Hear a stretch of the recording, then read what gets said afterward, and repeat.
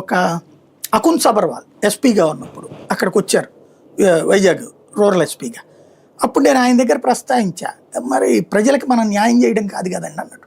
ఆయన వెంటనే దానికి సంబంధించిన రిపోర్ట్ అంతా తెప్పించుకుని వీళ్ళ పేరు మార్చారు, నక్సల్స్ అని కాకుండా వీళ్ళని మిలీషియా సభ్యులు అని పేరు పెట్టి ఇలాంటి వాళ్ళందరినీ లొంగిపోమ్మనమని పిలుపునిచ్చారు.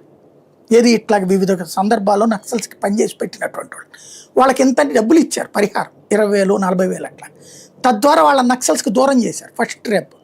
రెండోది నేను అప్పుడు చెప్పా, సరే యువతరం అక్కడ ఉన్నటువంటి వాళ్ళకి విద్య లేదు, ఉద్యోగం లేదు, ఉపాధి లేదు, వాళ్ళు ఇబ్బంది పడుతున్నారు అంటే సబర్వాల్ గారు చాలా బాధ్యతగా చేసిన పని ఏంటంటే స్వచ్ఛంద సంస్థలు పెట్టి విద్యాబోధన ఏర్పాటు చేయించారు.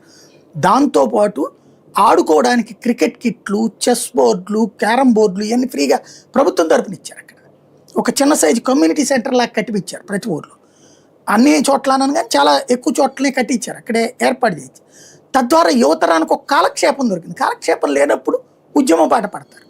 నేను ఆనాడు గ్రహించింది అప్పుడు ఆయన కరెక్ట్గా స్టెప్ తీసుకోవడం వల్ల ఆ ప్రాంతంలో నక్సలిజం తగ్గింది. ఇదివరకైతే ఏఓబి అనేది నిరంతరం బాంబు పేలుడు గొడవ కదా.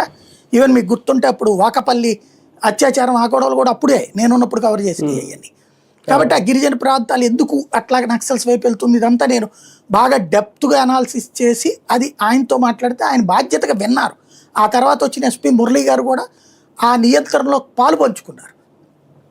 అది ఎప్పుడైతే గిరిజనుడి యొక్క సంక్షేమం చూడటం ప్రారంభించారో రూటు మారి ఇది ఇప్పుడు దేశవ్యాప్తంగా అమలు చేశారు.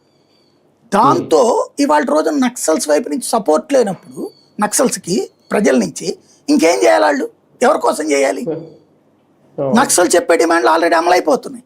తిండి, బట్ట, వసతి. తిండి ఫ్రీ, బియ్యం ఫ్రీ కదా, రూపాయి కూడా డబ్బులు అక్కర్లేదు కదా, ఒక్కొక్క మనిషికి 5 కిలోలు ఇస్తున్నారు.